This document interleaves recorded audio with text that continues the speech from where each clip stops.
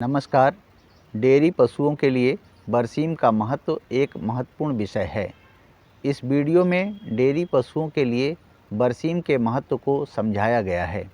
यह वीडियो पशुपालकों, किसानों एवं छात्रों के लिए बहुत लाभदायक होगा।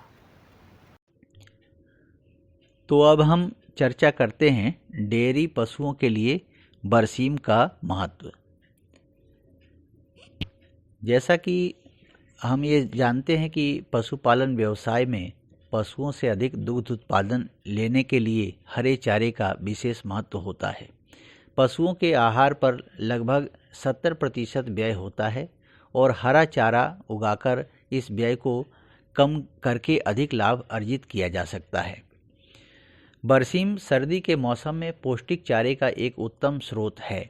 इसमें रेशे की मात्रा कम और प्रोटीन की औसत मात्रा 20 से 22% होती है। इसके चारे की पाचनशीलता 70 से 75% होती है। इसके अतिरिक्त इसमें कैल्शियम और फास्फोरस भी काफ़ी मात्रा में पाए जाते हैं, जिसके कारण दुधारू पशुओं को अलग से खली, दाना आदि देने की आवश्यकता कम पड़ती है। अब हम अगर बुआई के समय की बात करें तो बुआई 15 अक्टूबर से 15 नवंबर तक करना ठीक रहता है।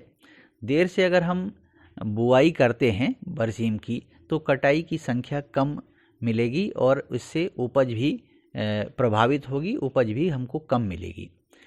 तो बुआई की अब विधि की अगर बात करें तो क्यारियाँ तैयार करते हैं। इसमें 5 सेंटीमीटर गहरा पानी भर के उसके ऊपर बीज छिड़क देते हैं।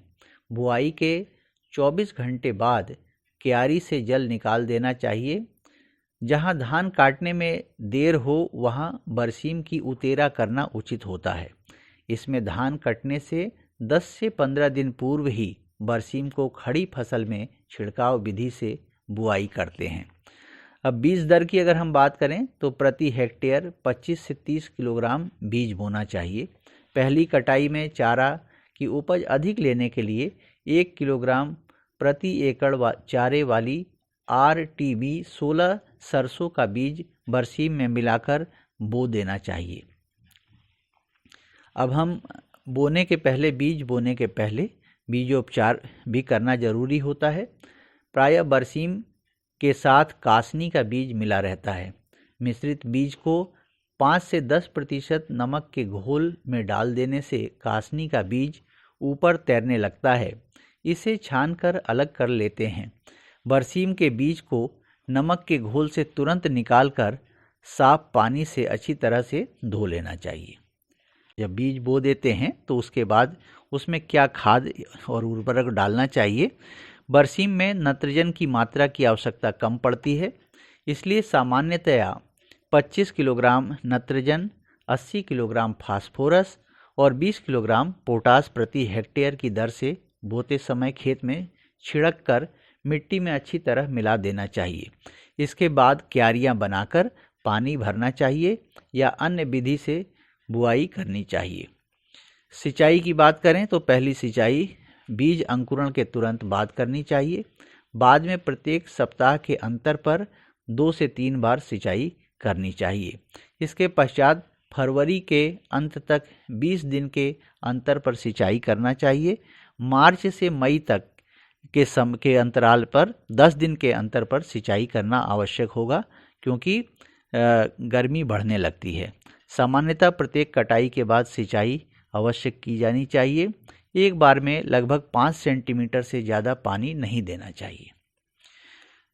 कटाई किस तरीके से करना चाहिए? कुल कटाई 4 से 5 बार कटाई कर सकते हैं, इसमें मिलती है इतनी। कटाई 5 से 6 सेंटीमीटर ऊपर से करना चाहिए। पहली कटाई की बात करें तो बुआई के 50 से 55 दिन के समय पर ली जाती है। दिसंबर एवं जनवरी के महीने में 30 से 35 दिन के अंतर पर कटाई करना चाहिए और फरवरी से 20 से 25 दिन के अंतर पर कटाई करना चाहिए। बीजोत्पादन की बात करें तो बरसीम की 2 से 3 कटाई के बाद कटाई बंद कर देना चाहिए।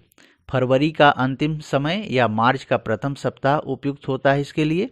अंतिम कटाई के 10 से 15 दिन तक सिंचाई रोक देना चाहिए।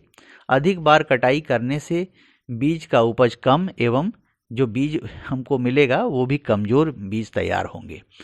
पैदावार कितनी होगी? उपरोक्त वैज्ञानिक तकनीक से खेती करने पर एवं फसल से बीज उत्पादन अगर नहीं किया जाएगा तो प्रति हेक्टेयर औसत से अधिक लगभग 1000 क्विंटल हरा चारा हमको प्राप्त होगा। बीज के लिए फसल को फरवरी के बाद छोड़ दिया जाना चाहिए, तो फिर ऐसे में 3 से 5 क्विंटल बीज हमको प्राप्त होगा और 500 से 600 क्विंटल हरा चारा भी हमको मिलेगा। अगर एक बात और महत्वपूर्ण बात बताना चाहते हैं कि बरसीम अधिक खाने से पशुओं में पेट फूल जाता है, आफरा हो जाता है, इसलिए बरसीम को सूखे चारे के साथ मिलाकर ही खिलाना चाहिए या पहले कुछ सूखा चारा खिला दें, उसके बाद में बरसीम खिलाना चाहिए। तो इस प्रकार से इस वीडियो में ये प्रयास किया गया है कि बरसीम के महत्व को और बरसीम के खेती कैसे की जाती है पूरा समझाने का प्रयास किया गया है। उम्मीद है कि यह वीडियो आप लोगों के लिए बहुत ही मददगार साबित होगा। धन्यवाद।